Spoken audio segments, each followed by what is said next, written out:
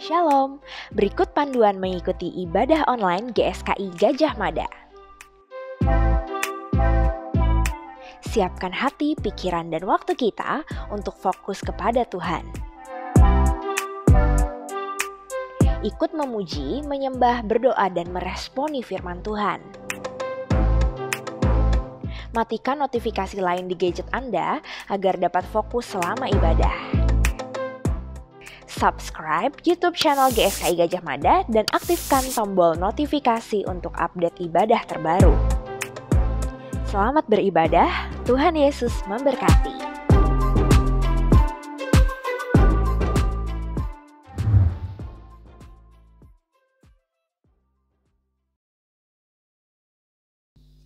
Shalom Bapak Ibu Jemaat yang terkasih, dimanapun kita berada saat ini, kita mau menyembah Tuhan. Jadikan kami indah seturut karya-Mu Tuhan di dalam hidup kami. Haleluya.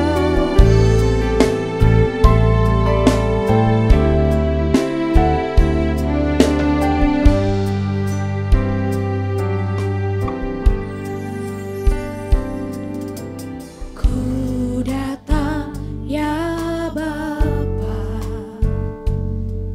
dalam kerinduan,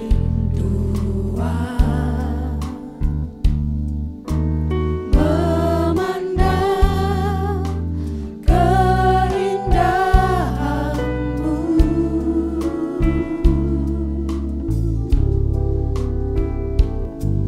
Ku berikan semuanya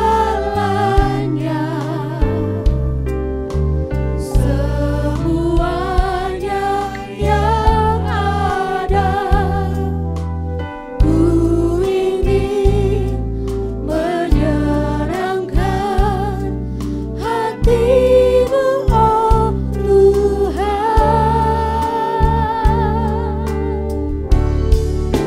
Jadikan aku indah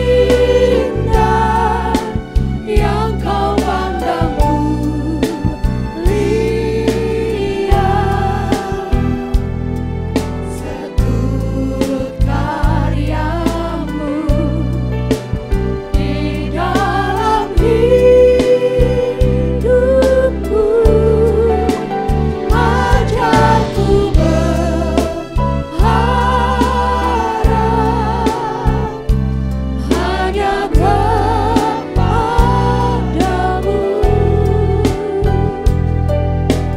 Taat dan setia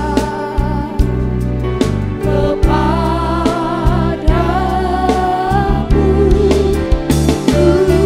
Tuhan.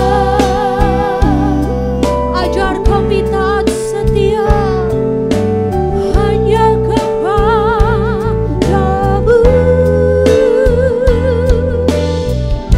Jadikan kami indah Tuhan, seturut karya-Mu. Mari dengan tulus katakan bersama. Ku datang ya Bapa dalam kerinduan, memandang wajah-Mu, memandang keindahan-Mu.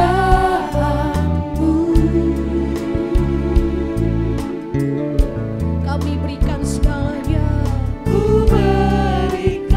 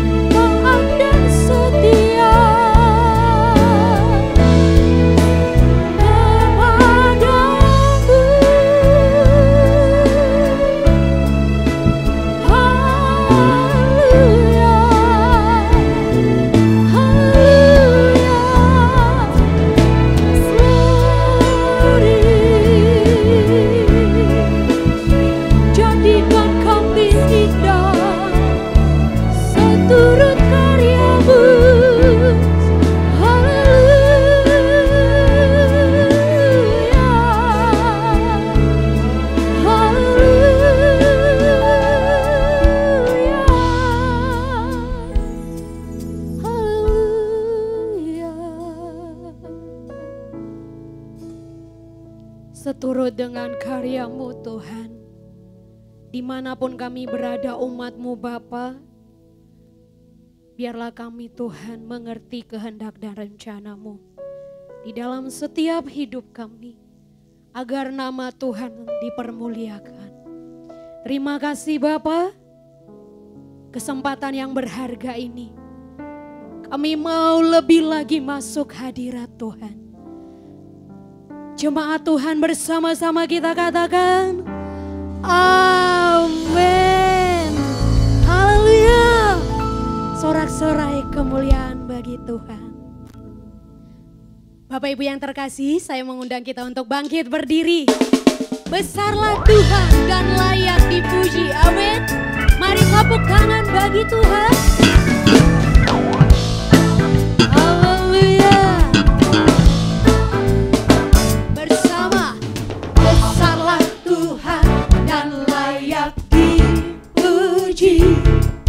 Besarlah namanya, kekallah kuasanya.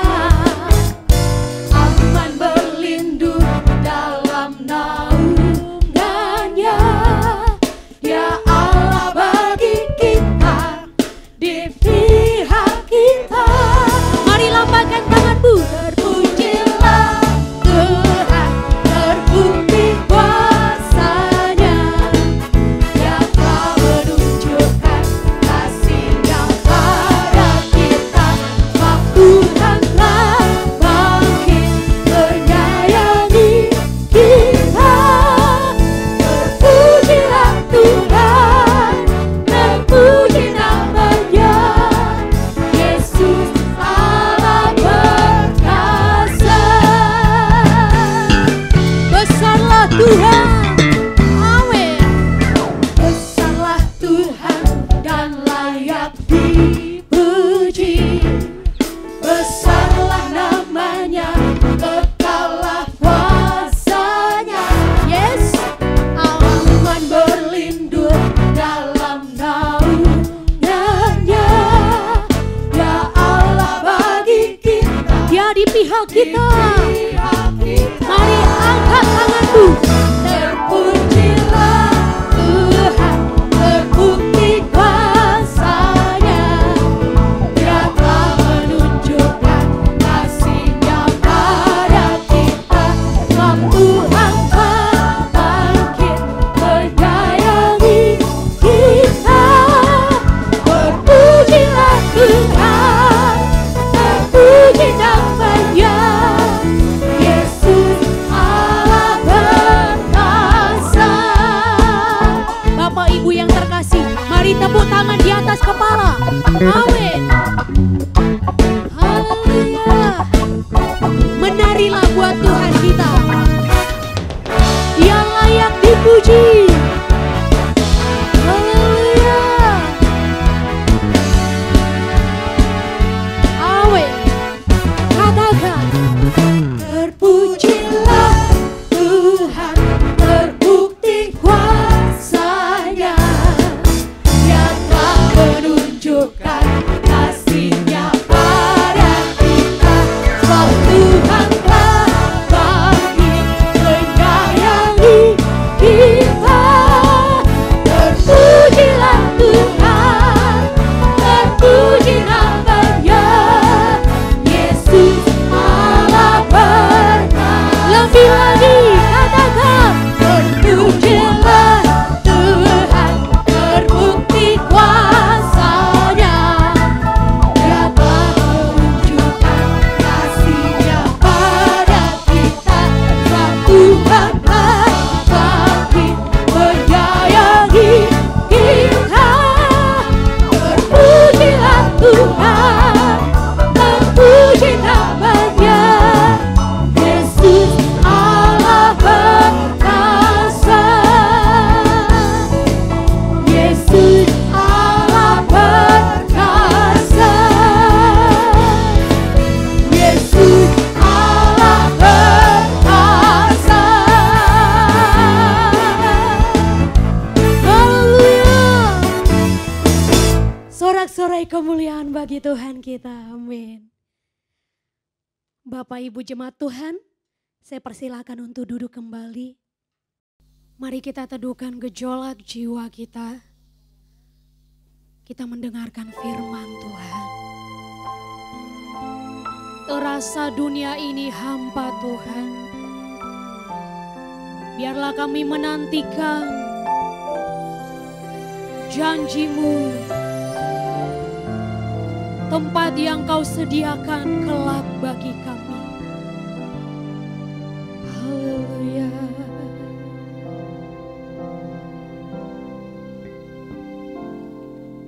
Terasa dunia ini hampa, fana, tiada bermakna.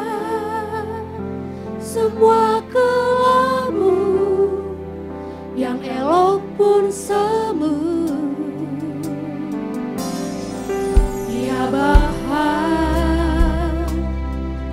nyalakan nafasku seperti pada putra-Mu. Torehkan kisah jejak anak Allah di hidupku. Kembali dengan tulus. Haleluya. Terasa dunia ini hampa, fana, tiada bermakna. Semua kelabu yang elok pun semu. Ya Bapa, nyalakan nafasku seperti pada putra-Mu. Torehkan kisah jejak anak Allah di hidupku. Di hamparan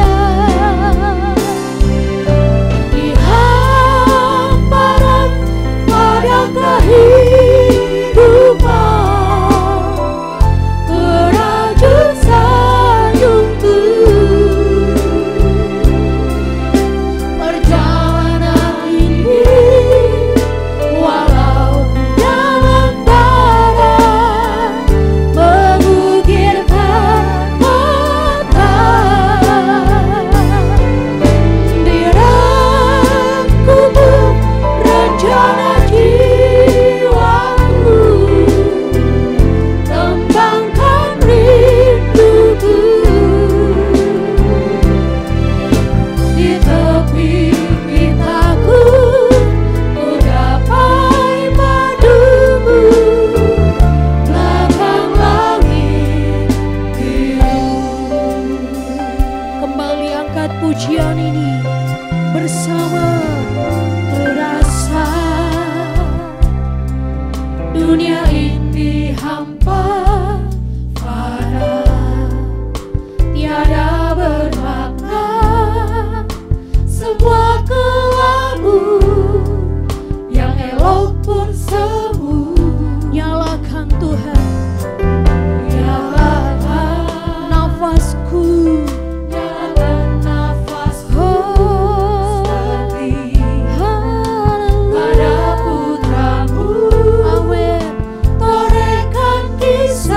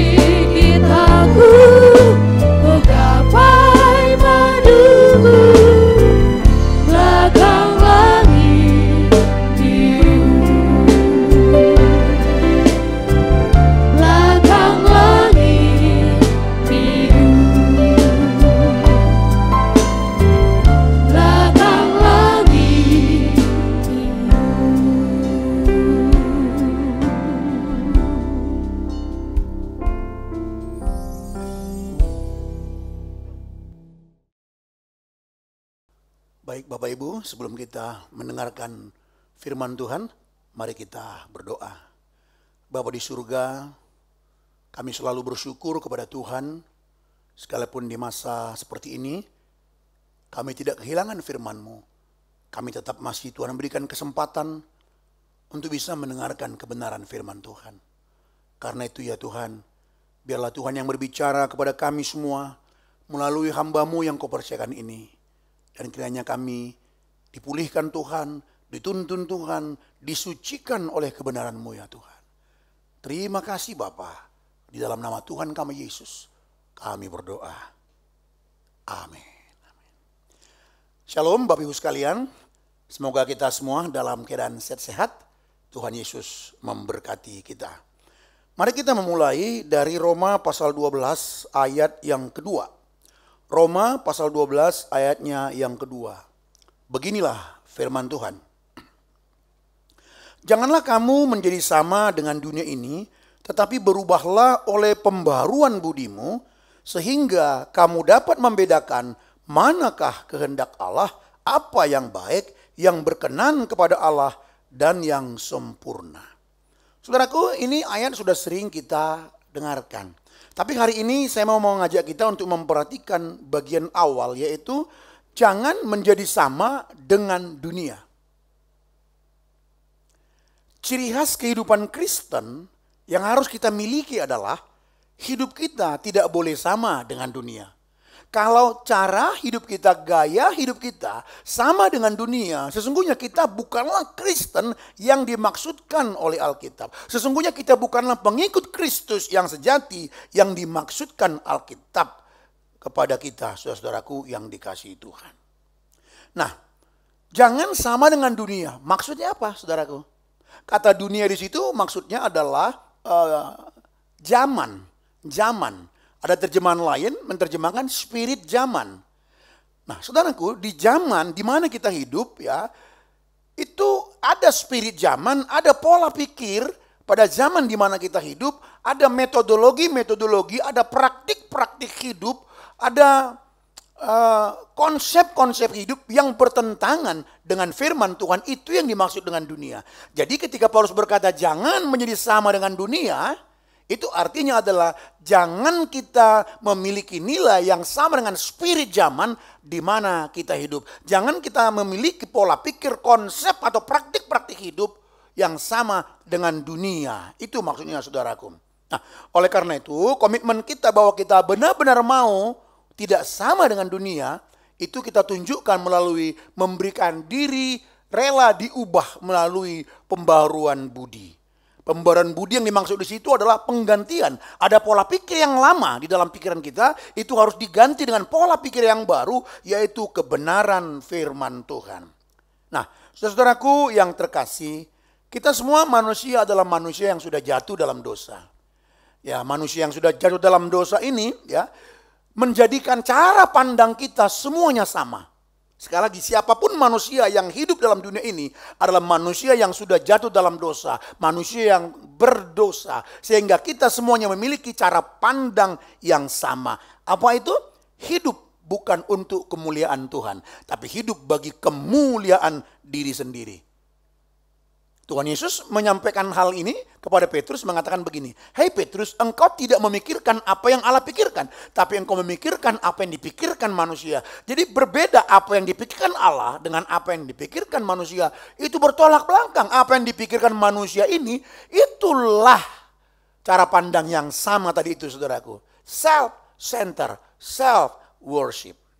Nah, saudara-saudaraku yang dikasihi Tuhan, kalau Yohanes membahasakannya, yaitu satu gaya hidup atau pola pikir hidup yang memuaskan hawa nafsu. 1 Yohanes pasalnya yang kedua ayat 15 sampai 17. Nah, cara berpikir seperti ini, ya, pola pikir spirit zaman seperti ini, saudaraku, tidak akan membawa manusia, tidak akan membawa kita kepada keselamatan, tetapi kepada kebinasaan. Dengan demikian kita bisa perhatikan baik, ya. Jadi yang terpenting dalam memulai kekristenan adalah apa yang kita pikirkan. Maksud saya bicara soal pola pikir, konsep itu.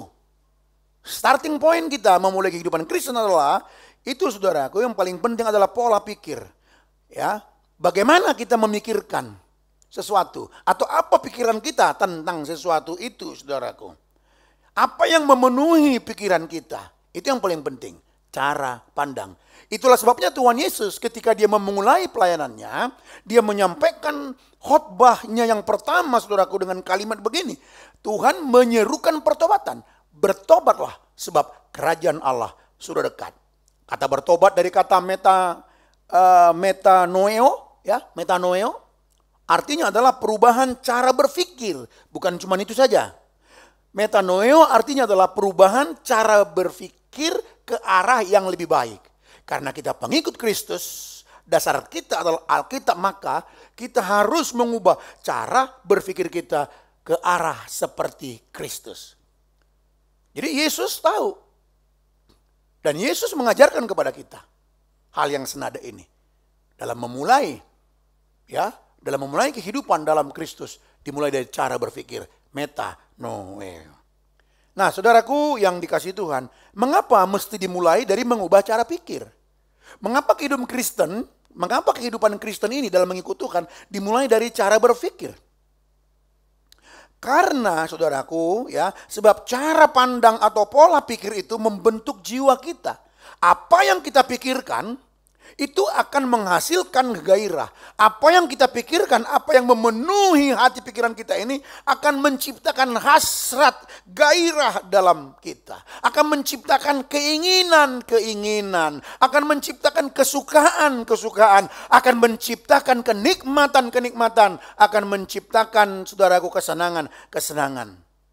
Dan kesenangan, kenikmatan, gairah, ya, hasrat yang kita ciptakan melalui apa yang memenuhi pikiran kita, nanti itu yang menggerakkan hidup kita. Itu yang menjadi dasar bagi kita mengambil tindakan. Mendidik anak, pelayanan, bekerja, melihat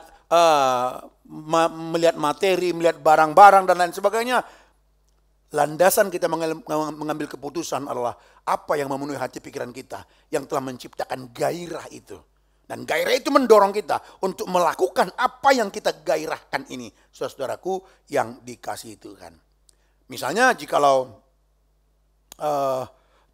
kita memikirkan hal-hal yang jelek, kita memikirkan hal-hal yang jahat, kita memikirkan hal-hal yang najis, kita memikirkan hal-hal yang kotor, itu semua yang memenuhi hati pikiran kita, maka akan terbentuklah gairah yang kotor, gairah yang najis, gairah yang jorok, saudaraku, menghasilkan gairah yang kotor, hasrat yang kotor, tujuan yang jahat, tujuan yang najis, dan itulah yang kelihatan dalam kehidupan kita. Mungkin tidak terlihat orang lain, tapi di dalam pikiran. Mungkin saudara di depan orang lain tidak melakukannya, tapi di dalam pikiran kita telah tersimpan di semua. Dan secara spontanitas itu bisa saudara lakukan, saudaraku yang dikasihi Tuhan. Jika pikiran kita diisi oleh ketakutan-ketakutan, jikalau pikiran kita diisi oleh kegelisahan-kegelisahan dengan keadaan pandemi sekarang ini, saudaraku, lalu saudara begitu ketakutan, saudara panik sehingga hari-harimu hanya memikirkan COVID, memikirkan corona atau virus 19 ini. Itu akan menciptakan suasana, menciptakan spirit, menciptakan gairah, hasrat yang memenuhi kita. Sehingga bekerja pun jadi tidak maksimal karena terlalu banyak ketakutan. Ya, kita mesti menjaga, harus. Tapi kalau sampai itu yang menguasai kita, itu berbahaya. Sehingga bukan Tuhan lagi yang menggerakkan hidup kita, bukan firman yang menggerakkan hidup kita, tetapi ketakutan, kegelisahan yang kita izinkan memenuhi hati dan pikiran kita, saudara-saudaraku yang dikasihi Tuhan. Tindakan-tindakan kita jadi berdasarkan ketakutan-ketakutan tersebut, kengerian-kengerian tersebut. Nah, saudara-saudaraku, Paulus mengajak kita, ya, memberi jalan kepada kita di dalam Filipi pasalnya yang keempat ayat 8. Saya ulang sekali lagi supaya Bapak Ibu tidak salah, ya, dan menangkap alurnya maksud saya. Jadi dalam memulai kehidupan Kristen itu dimulai dari cara berpikir. Itulah sebabnya Tuhan Yesus pun dalam pengajarannya dimulai dari kata metanoeo, bertobat, yaitu perubahan cara berpikir. Perubahan cara berpikir. Nah, oleh karena itu Paulus mengajak kita untuk melakukan hal ini. Karena begitu pentingnya saudaraku cara berpikir, begitu pentingnya kita memikirkan hal-hal yang baik. Ya. Nah, Filipi pasalnya yang keempat ayat 8 berkata begini. Jadi akhirnya saudara-saudara, semua yang benar, semua yang mulia, semua yang adil, semua yang suci, semua yang manis, semua yang sedap didengar, semua yang disebut kebajikan dan patut dipuji, pikirkanlah semuanya itu. Jadi Paulus mengajak kita agar pikiran kita ini dipenuhi oleh hal-hal yang benar, dipenuhi oleh hal-hal yang suci, dipenuhi oleh hal-hal yang mulia, hal-hal yang adil. Karena itu nanti yang akan menjadi tindakan kita. Ketika kita berpikir yang benar, pikiran kita dipenuhi oleh hal yang suci, maka kita pun bekerja, saudaraku, akan dengan benar. Kita pun hidup berkeluarga akan menjadi benar, saudaraku yang dikasihi Tuhan.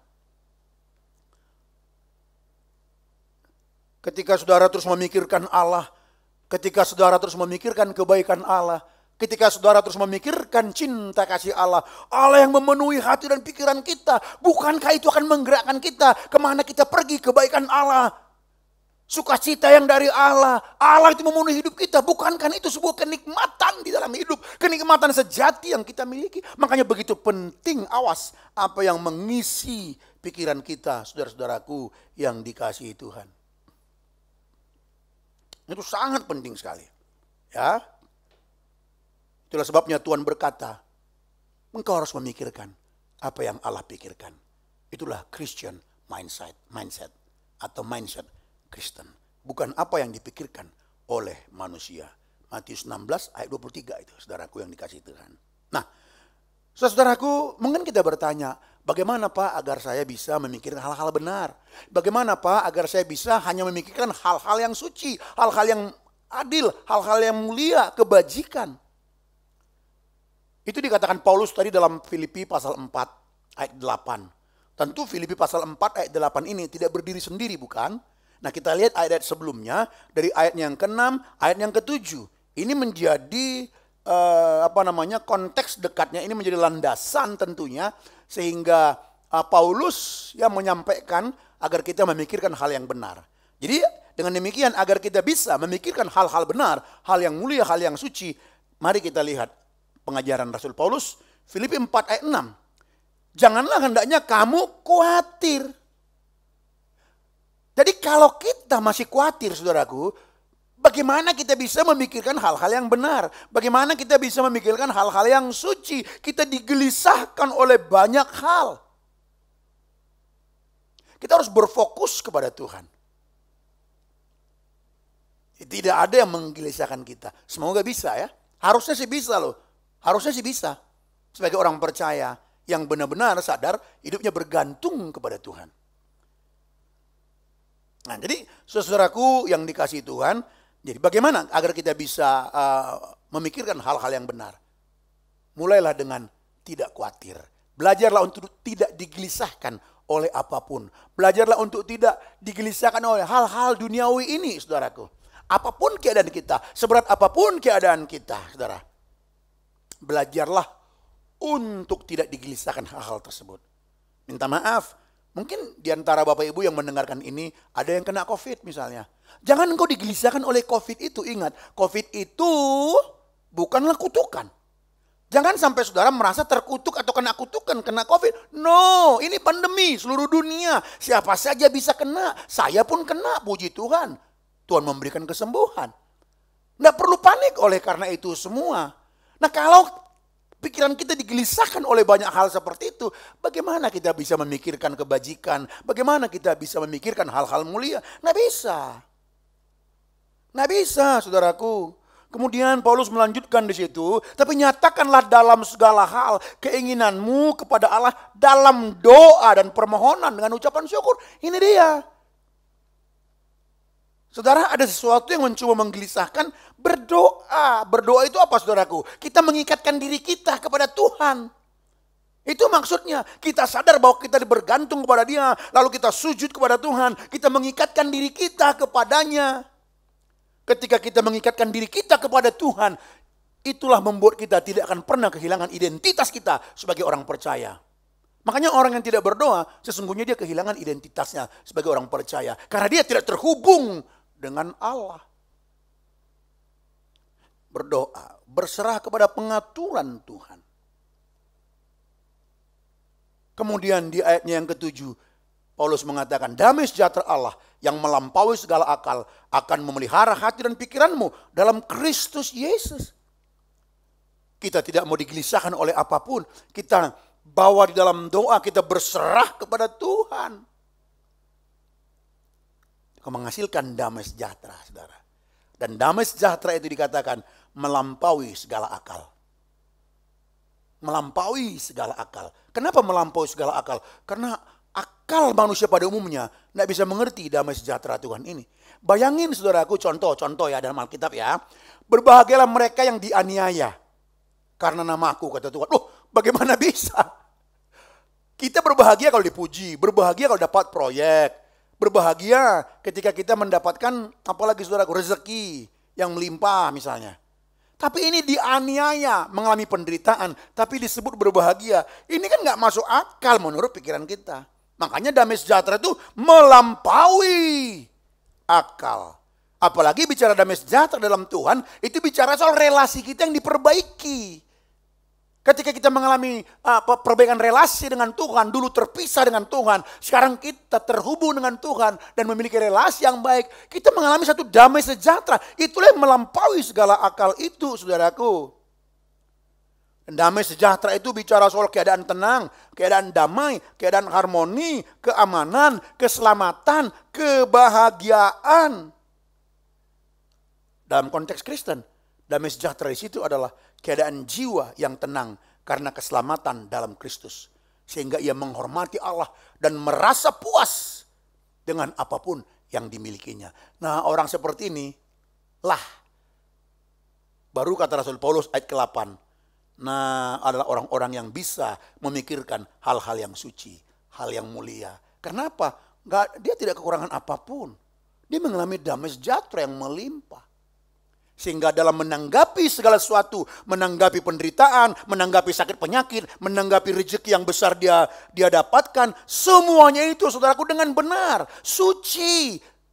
Rezeki yang banyak tidak membuat dia jadi sombong, tidak menjadikan harta itu segala-galanya. Penderitaan yang dia dapatkan ini tidak merusak imannya, tidak membuat dia jadi putus asa. Itu dia.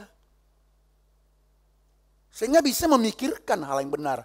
Sementara di awal sudah kita pelajari, apa yang kita pikirkan itu sangat penting, saudara. Karena itu menciptakan gairah, kesenangan, kesukaan. Nah, kesenangan yang ada pada kita yang udah kita ciptakan itu pasti nanti otomatis akan kita lakukan. Itu yang menggerakkan kita, saudaraku yang dikasihi Tuhan. Ya, harusnya damai sejahtera itu menjadi milik kita. Tapi sering sekali kita orang percaya membiarkan pikiran kita dikuasai oleh dunia ini. Sehingga gundahlah dia. Khawatirlah dia. Tidak bisa tenang. Sehingga tidak bisa berdoa. Sehingga tidak mampu untuk memikirkan hal yang benar. Sehingga tujuan-tujuan hidupnya, rencana-rencana hidupnya bukanlah tujuan dan rencana yang suci, yang mulia, yang benar, saudaraku. Itulah sebabnya Paulus mengajak kita, saudaraku, di dalam 2 Korintus pasalnya yang ke-10, ya 2 Korintus pasalnya yang ke-10 ayat 5. Saya baca kepada kita ya, 2 Korintus pasal yang ke-10 ayatnya yang ke-5. Beginilah firman Tuhan. Kami mematahkan setiap siasat orang dan merubuhkan setiap kubu yang dibangun oleh keangkuhan manusia untuk menentang pengenalan akan Allah. Kami menawan segala pikiran dan menaklukkannya kepada Kristus. Jadi betapa pentingnya cara berpikir tadi. Betapa pentingnya apa yang memenuhi pikiran kita. Paulus mengajak kita, saudaraku, agar kita menaklukkan ya segala pikiran kepada Kristus. Kita menawan segala pikiran dan menaklukkannya kepada Kristus. Dikatakan tadi, saudaraku, bahwa dunia itu bicara soal spirit zaman, ada pola pikir, ada konsep, ada strategi, ada praktik-praktik hidup dunia yang bertentangan dengan kehendak Allah, saudaraku, di mana dunia terus dengan keras menawarkan konsepnya ini. Itu yang dimaksud Paulus dalam 2 Korintus 10 ayat yang kelima ini, yaitu apa? Kubu, setiap kubu yang dibangun. Jadi kita mesti menghancurkan, kita mesti mematahkan kubu yang dibangun ini, yaitu pola pikir, konsep itu sebuah kubu. Kalau kubu itu begitu kuat, nah mudah saudaraku untuk menghancurkannya. Nah mudah. Ya, jadi kita harus mematahkan. Itu semua siasat-siasat si jahat saudaraku. Ya, membangun satu pola pikir atau kubu yang dibangun oleh keangkuhan manusia. Karena manusia yang sudah jatuh dalam dosa ini, saudaraku, cenderung untuk jauh dari Tuhan. Ya, cenderung untuk menolak Tuhan. Karena ingin memuaskan apa yang menjadi hawa nafsunya, yang memuaskan dirinya, saudara-saudaraku yang terkasih. Nah, Bapak Ibu yang dikasihi Tuhan, jadi kita mesti menundukkan pikiran dunia itu. Kita taklukkan dia, kita membiarkan pikiran kita dikuasai oleh pikiran Kristus dengan terus memberi asupan ke dalam hati dan pikiran kita kebenaran firman Tuhan itu. Itulah cara kita menaklukkan siasat itu. Menaklukkan atau meruntuhkan kubu tadi itu, saudaraku. Itulah sebabnya Paulus berkata, ya, bagaimana kita menundukkan pikiran dunia ini kepada pikiran Kristus? Di dalam Kolose 3 ayat 1-4, Paulus mengajak kita agar memikirkan perkara-perkara yang di atas. Jadi menaklukkan di situ dengan apa? Dengan kita memikirkan perkara-perkara yang di atas. Ketika kita memberi diri atau ketika kita berkomitmen memutuskan untuk memikirkan perkara-perkara yang di atas. Untuk menjadikan perkara-perkara di atas itu menjadi cara berpikir kita. Dengan demikian, cara pikir dunia ini akan tak berdaya. Dia akan tersisih, saudaraku. Itu cara menaklukkan. Menaklukkan di sini bukan dengan mengajak berperang seperti ini, enggak, itu kan konsep. Tapi kita ya mempelajari atau kita menerima konsep surgawi. Dengan kita terus belajar memikirkan perkara-perkara di atas, perkara-perkara surgawi, cara pandang surgawi, memandang seluruh kehidupan ini, saudaraku. Dengan demikianlah akan tersisih cara berpikir yang lama itu. Sehingga pikiran kita benar-benar dikuasai oleh kebenaran firman, dan kebenaran itu yang menggerakkan hidup kita. Sehingga terbangunlah kesukaan-kesukaan kita. Terbangunlah hasrat, terbangunlah gairah, terbangunlah kenikmatan, terbangunlah kesenangan-kesenangan sorgawi. Kesenangan-kesenangan yang bernilai kekal, saudaraku. Sehingga apapun yang kita lakukan, semuanya, saudaraku, terkait dengan kekekalan. Bagaimana kita memandang pasangan kita, ya, bagaimana kita memandang anak, bagaimana kita memandang keluarga, bagaimana kita memandang mobil kita, bagaimana kita memandang rumah kita, bagaimana kita memandang sakit, penyakit, semuanya, saudaraku, jadi benar. Dan itu yang memerdekakan kita, saudara-saudaraku yang terkasih. Nah, oleh karena itu, ayo kita berpikir benar. Mari kita sama-sama memenuhi pikiran kita dengan hal-hal benar. Apa yang saudara pikirkan tentang Allah? Kan gitu. Apa yang saudara pikirkan tentang Allah? Coba saya mundur sedikit misalnya. Jangan sama dengan dunia. Jangan sama dengan spirit zaman ini. Jangan kau sampai memiliki cara berpikir dunia ini. Misalnya di zaman kita sekarang, saudaraku ya. Pola pikir seperti apa yang kita jangan ikuti? Pola pikir seperti apa agar kita jangan seperti itu? Misalnya yang masuk ke gereja, misalnya. Memanfaatkan Tuhan bagi kepentingan sendiri. Sehingga ia datang kepada Tuhan tujuannya bukan untuk memuliakan Tuhan. Bukan untuk menemukan kehendak Tuhan baginya. Tetapi ia datang kepada Tuhan, ia datang ke gereja, mendengarkan khotbah, membaca Alkitab. Tujuannya agar apa yang dia maui terpenuhi. Itu cara pandang dunia. Itu cara pandang dunia, saudaraku, yang masuk ke dalam gereja dengan teologi-teologi kesuksesan. Ya bicara sukses nggak ada yang salah ya, tapi konsep suksesnya apa? Jangan sampai kita berkata bahwa ciri orang sukses dalam Tuhan itu adalah diberkati secara finansial gitu. Mobilnya minimum 2, rumahnya 2,5 lantai minimum. Kalau masih ngontrak itu bukanlah orang diberkati. Ini cara pandang dunia yang harus kita tolak. Ya.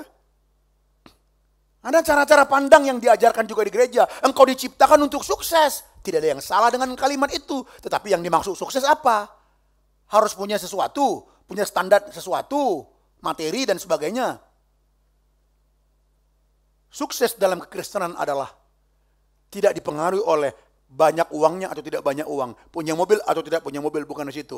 Tapi sukses dalam konsep Kristen, dalam cara pandang Kristen adalah hidup kita semuanya sesuai dengan kehendak Tuhan. Misalnya, langsung contoh aja, contoh biar lebih mudah ya Bapak Ibu ya. Langsung contoh aja.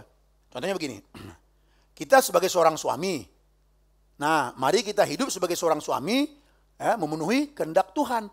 Apakah aku telah memenuhi kehendak Tuhan? Apakah aku telah berkenan? Apakah aku telah seperti suami yang berkenan kepada Tuhan? Apakah aku melakukan kehendak Tuhan sebagai suami, sebagai istri? Kalau kita melakukan kehendak Tuhan sebagai suami, sebagai istri, itu sukses. Ketika kita sampai di rumah di malam hari, pulang kerja, tolong pikirkan. Bagaimana engkau bekerja sepanjang hari ini? Apakah saya melakukan pekerjaan kita sesuai dengan apa yang Tuhan kehendaki? Ketika kita melakukan kehendak Tuhan dalam pekerjaan kita sepanjang hari, itulah sukses dalam Kristen. Walaupun engkau mungkin hanya naik angkot atau punya rumah kontrakan. Bukan di situlah ukurannya. Nah, ini pemikiran-pemikiran atau konsep spirit zaman yang masuk ke dalam gereja. Sehingga orang tidak bertemu dengan Tuhan. Jadi pola pikir seperti ini tidak membawa orang berjumpa dengan Tuhan. Tapi sesungguhnya dia berjumpa dengan dirinya sendiri. Itu saudaraku yang terkasih. Kan kasihan kan akhirnya. Kasihan. Apalagi misalnya yang kita temui cara-cara berpikir yang salah ini. Cara berpikir dunia, spirit zaman ini. Yang mana kita tidak boleh seperti dunia. Materialistis. Menjadikan materi menjadi pusat hidupnya. Menjadikan materi kebahagiaannya. Hidupku tak berarti jika aku tidak punya materi seperti ini. Itu saudaraku yang terkasih. Apalagi misalnya. Sekularisme. Itu tantangan kita paling kuat hari ini. Materialisme, sekularisme itu kuat sekali. Sekuler itu artinya apa? Sekuler itu artinya tidak terhubung dengan Tuhan, terpisah dengan Tuhan. Itu sekuler. Nah, dunia ini ya bisa mengajarkan hal seperti ini dan ini pun masuk gereja juga. Sehingga yang terhubung dengan Tuhan itu ketika kita di dalam gereja, di dalam ibadah kita di gereja, Tuhan ada. Lalu aktivitas kita yang lain itu Tuhan tidak ada, artinya apa? Terpisah dari Tuhan, tidak terhubung dengan Tuhan. Sehingga ketika melakukan pekerjaannya tidak terhubung dengan Tuhan, ya kita tahu apa yang dilakukan. Tapi bagi kita orang percaya, cara berpikir Alkitabiah, cara berpikir Kristen saudaraku, tidak ada bagi kita sekuler. Semuanya rohani. Semuanya rohani. Bekerja pun kita tidak memisahkan dari Tuhan. Ketika kita bekerja, Tuhan juga ada di sana. Selalu terkait dengan Tuhan. Karena kita tahu itu, sehingga kita melakukan segala sesuatunya, soli Deo Gloria. Segala kemuliaan bagi Allah. Ketika kita bekerja, saudaraku, kita melakukannya untuk kemuliaan Allah. Sehingga pekerjaan kita pun maksimal. Gak mungkin kita tidak serius. Gak mungkin kita bermain-main. Tidak mungkin kita berbuat salah dengan sengaja di situ. Karena apa? Semuanya terhubung dengan Tuhan. Ketika kita menikah pun bukan terlepas dari Tuhan. Tuhan pun terhubung di situ. Ketika kita ngumpul sama teman, mungkin ngopi-ngopi di salah satu tempat, refreshing atau pergi liburan, ini pun tidak terlepas dari Tuhan. Cara berpikir sekuler, itu semua terlepas dari Tuhan. Kalau kita nggak terhubung, terkait semua dengan Tuhan. Sehingga waktu kita ngobrol pun sambil ngopi, yang kita diskusikan, di situ semuanya adalah kebenaran firman Tuhan. Amin Bapak Ibu. Bapak Ibu yang di rumah, amin. Coba tepuk tanganlah di rumah bersama keluarga dulu. Buat firman Tuhan. Iya, jadi segala sesuatu saudaraku terhubung dengan Tuhan. Apapun itu. Apapun. Lagi nunggu angkot di tengah jalan, angkot belum datang nih. Kita tidak boleh memisahkan dari Tuhan, tetap di pinggir jalan nunggu angkot. nunggu kendaraan umum. Itu pun semuanya terkait dengan Tuhan. Sehingga kita cara berpikir kita adalah semuanya rohani. Rohani itu di gereja, di luar gereja tidak rohani, sekuler. Bukan begitu, saudaraku yang dikasih itu kan. Ya, nah jadi saudaraku akhirnya, yuk marilah kita berpikir benar, marilah kita memenuhi pikiran kita dengan hal-hal yang benar, hal yang suci. Ya, hal-hal yang suci, hal yang kudus, hal yang mulia. Pikirkanlah tentang Allah.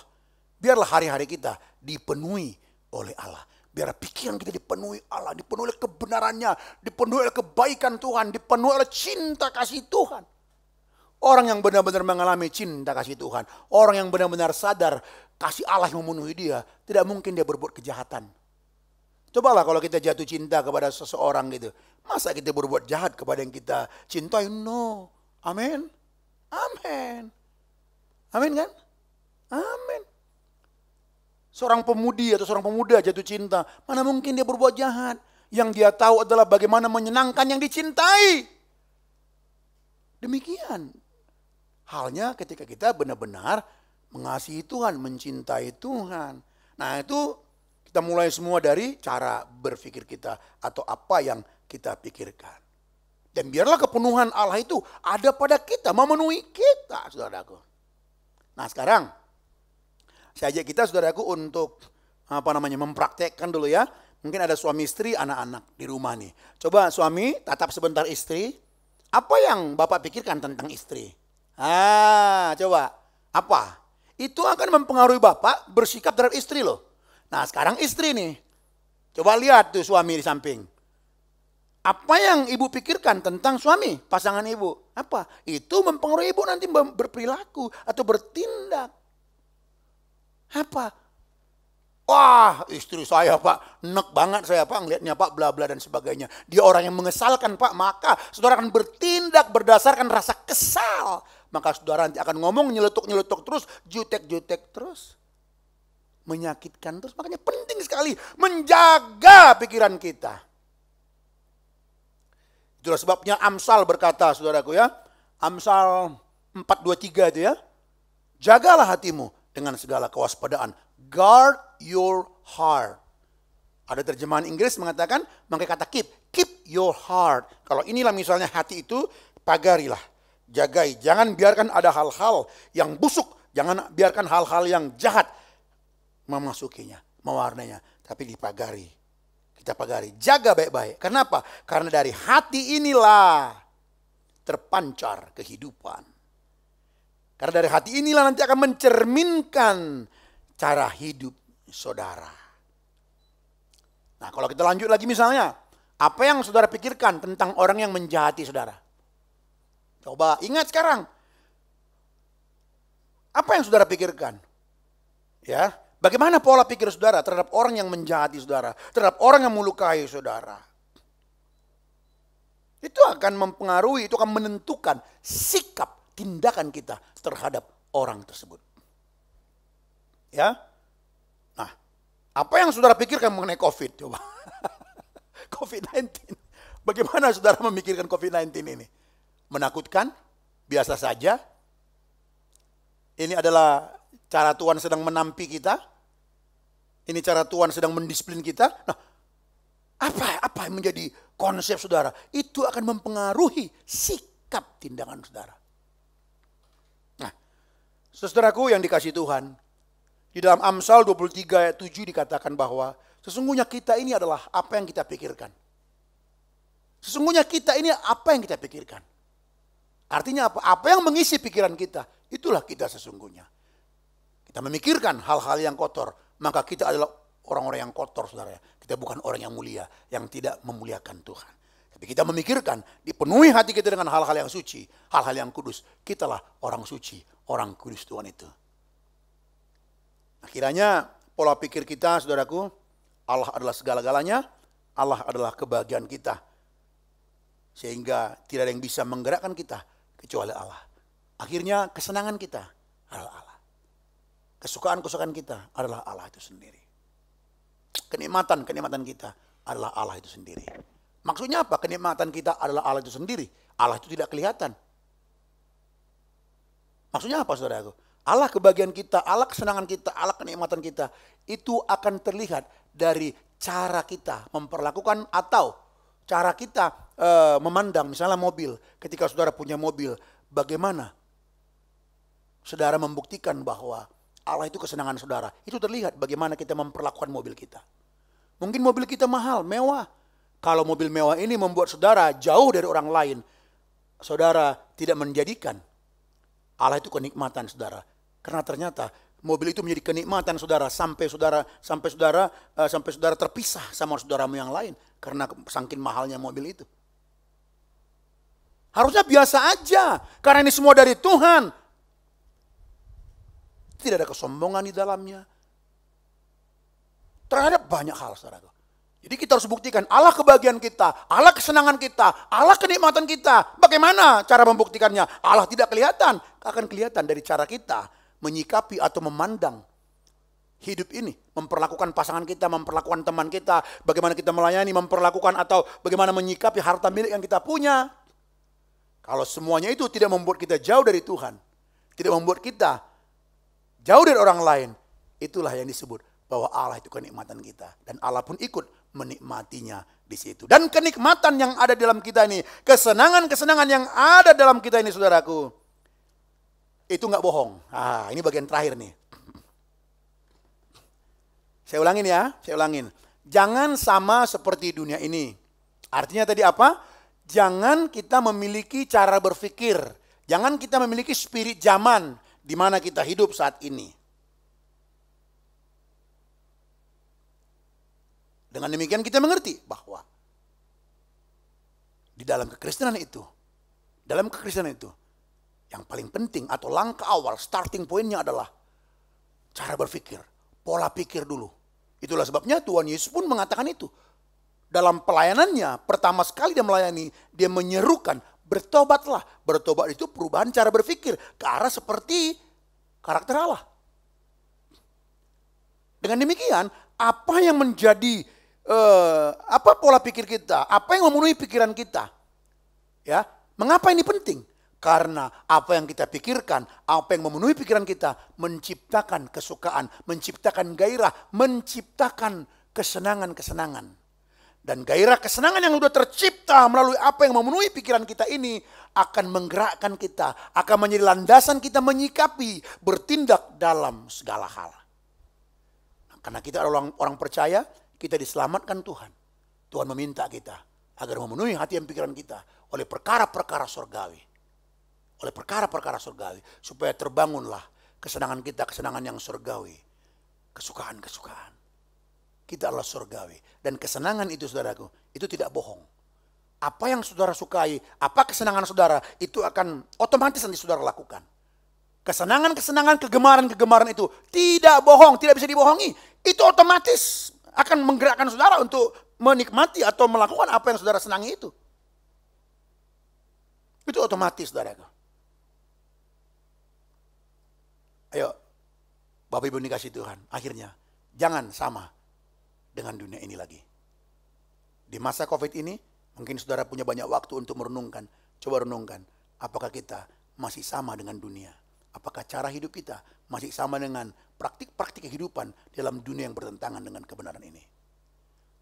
Kiranya kebenaran firman Tuhan ini menolong kita untuk semakin mengerti bagaimana menghidupi kehidupan Kristen yang sejati. Kiranya kebenaran ini menyucikan kita, menguduskan kita, menguduskan hati dan pikiran kita.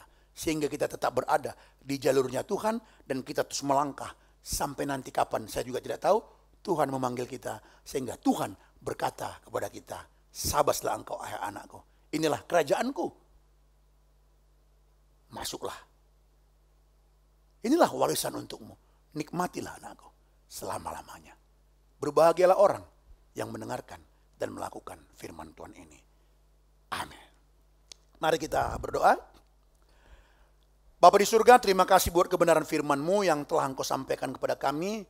Di masa sulit seperti ini, Tuhan terus menjaga hati kami. Agar kami tidak menjadi lemah dan putus asa. Agar kami tidak kompromi dengan dunia ini karena sulitnya kehidupan. Dan biarlah melalui kebenaran ini, kami terus ditarik Tuhan kepada Tuhan, kami terus disucikan. Sehingga sesulit apapun kami di masa-masa sulit ini, kami tidak sama dengan dunia ini ya Tuhan. Kami tetap mengejar kebenaran firman-Mu yang memenuhi hati dan pikiran kami. Diberkatilah seluruh umat Tuhan ini. Di dalam pekerjaan mereka, Tuhan tolong mereka semuanya. Agar mereka menghasilkan hasil dari Engkau ya Tuhan yang memberkati mereka. Memberkati keluarga, mencukupkan nafkah setiap keluarga. Diberkati seluruh jemaat ini di dalam kesehatan mereka. Jikalau ada yang sakit atau mungkin ada yang terpapar dengan COVID-19 pada saat mendengarkan firman ini. Tuhan Engkau menolong memberikan pemulihan kesembuhan baginya. Di dalam nama Tuhan kami Yesus Kristus. Diberkatilah seluruh para pelayan-Mu. Yang berjiri lelah mempersiapkan semuanya ini ya Tuhan. Engkau memberkati seluruh pelayan-Mu ini. Khususnya Bapak Gembala kami, Pak Apau dan keluarga. Mereka semua tetap sehat-sehat bersama dengan teman-teman pelayan semua tim di tempat ini. Bapa di surga, usailah sudah ibadah kami. Tuhan, Engkau yang punya berkat. Karena itu, sebelum kami mengakhiri ibadah ini, berikanlah berkat-Mu kepada kami ya Tuhan. Berkat yang terbaik, Engkau yang paling tahu ya Tuhan. Bapak Ibu yang terkasih, bukalah hatimu, pandanglah kepada Tuhan, dan sambutlah berkat dari Tuhan. Tuhan memberkati engkau dan melindungi engkau. Tuhan menyinari engkau dengan wajahnya dan memberikan engkau kasih karunia. Tuhan sendiri yang menghadapkan wajahnya kepadamu sekalian dan memberikan engkau damai sejahtera. Terimalah di dalam nama Tuhan Yesus Kristus. Amin.